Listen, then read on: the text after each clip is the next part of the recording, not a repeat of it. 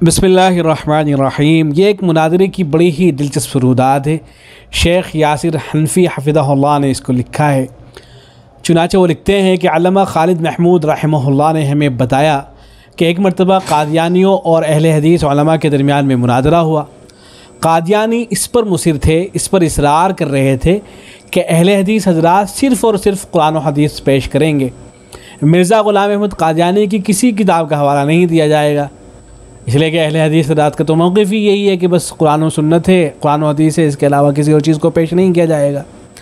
लेकिन अहले हदीस उलमा इसे सख्ती से रद्द कर रहे थे और वो चाहते थे कि मिर्ज़ा ग़ुलाम अहमद कादियानी की किताबों के हवाले पेश करें, इसलिए कि उसकी किताबें ही तो उसके मज़हब के पैरोकारों के अक़ायद का भांडा फोड़ती हैं। इस इख्तिलाफ़ की वजह से मुनाज़रा जारी ना रह सका। उसके बाद अहले हदीस मुनाज़िर ने अल्लामा खालिद महमूद रहमहुल्लाह को बुलाया। अल्लामा ने अहले हदीस मुनाज़िर को तसल्ली देते हुए फ़रमाया कि फ़िक्र न करें, कादियानी जो शर्त लगा रहा है हम उसी शर्त के साथ मुनाज़रा करेंगे। लोग हैरान थे कि कादियानियों की किताबों के हवाले दिए बगैर उनकी असलियत को कैसे सामने लाया जा सकता है। अल्लामा खालिद महमूद रहमहुल्लाह ने कादियानी से पूछा, तुम मिर्ज़ा को नबी समझते हो? कादियानी जवाब में बोला, क्यों नहीं, बिल्कुल नबी समझते हैं। कादियानी इस वजह से इनकार न कर सका कि ये मिर्ज़ा की तौहीन थी। अल्लामा खालिद महमूद रहमहुल्लाह ने फ़ौरन अगला सवाल कर दिया, तो क्या एक नबी की बातें हदीस नहीं होती? कादियानी बोला, क्यों नहीं, बिल्कुल होती हैं।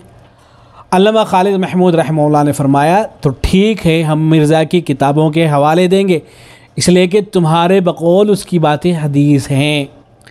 और फिर हस्ब तवक्को मुनाज़रा जारी ना रह सका, इसलिए कि कादियानी इस बात को तस्लीम करने के लिए तैयार न था।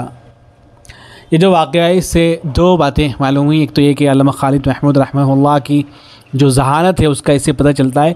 दूसरे जो इंतहाई अहम बात है वो ये कि कादियानी से अगर किसी कादियानी से गुफ्तगू करने का अगर मौका मिले या गुफ्तगू करने की ज़रूरत पेश आ जाए तो उसके साथ बजाय इसके कि इस पर वक्त ज़ाय किया जाए कि फ़लाँ हदीस के अंदर ये बात लिखी है और फ़लाँ कुरान मजीद की आयत से बात साबित हो रही है, तो इस पर उनके साथ में वक्त ज़ाय नहीं करना चाहिए कादियानियों के, इसलिए कि कुछ हासिल तो होता नहीं है इस पर गुफ्तगू करने के बाद।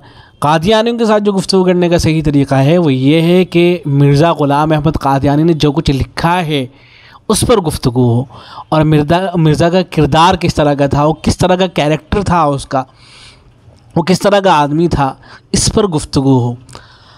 कादियानी जहर का प्याला तो पी सकता है, लेकिन कभी इसके लिए वो तैयार नहीं हो सकता है कि मिर्ज़ा ने जो कुछ लिखा है और उसका किरदार वगैरह किस तरह का था, इस पर गुफ्तगू करने के लिए तैयार हो जाए।